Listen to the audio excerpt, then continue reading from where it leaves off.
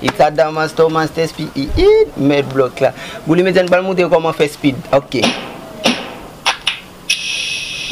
Go for ngana mudam ce n'est pas bidé passer au mettre connaître gabou me ko sobra pas couler de pour pas sous le haut mettre pour game femme difficile pour ta comprendre moi avec le nèg faut pas confondre moi si pas boter nèg non pas comprendre moi ma case bin ba ma divers pour battre mais ma mener nèg veut battre moi depuis 2007 go for ngana mudam donner boulim ce n'est pas bidé passer depuis la guerre au mettre connaître si c'est pour fanatique depuis c'est pour cap supporter ça bon game c'est normal n'a jeune de 3000 al dit nèg c'est pas magie moi qui fait pour ça c'est moi comme ça moi ma case bin comme ça donc si on nèg laisser faire ça m'a fait depuis il pas gain résistance mon bidon me connaître souffler à couper cette compétition Adam ça m'a s'expliquer que t'as pour tout ça joindre tout il dit nèg c'est pour m'a passer dans figure c'est pas cocaïne ça veut dire même bouchette m'pa petit double chacun maman son missile chacun maman son douleur depuis c'est moi qui la guerre ou me connaît ça son colère il t'a dans ma suite c'est depuis la guerre pour accueillir ça la guerre ou me comme son douleur pose on négocie pas taper moi je pour passer petit salaire les speed il c'est passer pour nous liper c'est comme ça c'est pour cagaser fallo Adam ça ma suite me fait horaire placer pas nous c'est compétition horaire placer pas nous dire réel pas faut pas nèg si pas passer pas nous si c'est nous devons nous tenir pas comme c'est pour pas nous tout de folie rapper parce que on nous fait pas nous ça Damas Thomas test puis ils sont test là il n'a plus de vitesse on prend pour les médias we go to Koblek, my nigga.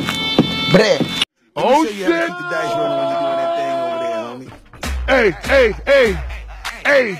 Let's go! Cause I'm feeling like I'm winning and I'm feeling like I gotta get away, but I know that I don't and I won't ever stop cause you know I gotta win every day. See, they really wanna pop me. Just know that you would never flop me. And I know that I could be a little cocky. You ain't never gonna.